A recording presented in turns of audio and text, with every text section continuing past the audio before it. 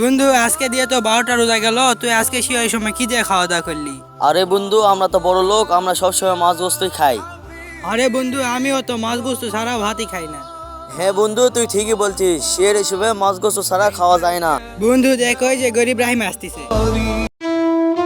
কিরে বন্ধু, কি অবস্থা? ভালো আছিস? হ্যাঁ রে বন্ধু, আমরা ভালো আছি, তোর কি অবস্থা? এই তোরে বন্ধু, কোন রকম চলতিছে? বন্ধু, আজকে শের সময় কি দিয়ে খাওয়া দাওয়া করলি? বন্ধু, তোরা তো জানিসই আমি গরিব। শিওর সময় তেমন কিছু না, ডাল আর আলু ভর্তাতে ভাত খাইছি। কি গরিবের বাচ্চা, তুই ডাল আর আলু ভর্তা খাইস, আমাদের সাথে চলতে আসি? যা ফকন্নি। বন্ধু, আজকে থেকে ওই ফকিন্নির সাথে আমাদের সম্পর্কই কাটা।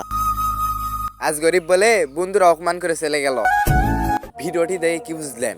ভিডিওটির মাধ্যমে আপনাদেরকে একটা জিনিসই বুঝাইতে চাইছি, গরিবের বন্ধু আর বড়লোকের বন্ধু কখনো এক হয় না। আর হ্যাঁ, ভিডিওটি যদি আপনাদের কাছে একটু পরিমাণ ভালো লেগে থাকে তাহলে একটা লাইক, কমেন্ট, শেয়ার করবেন।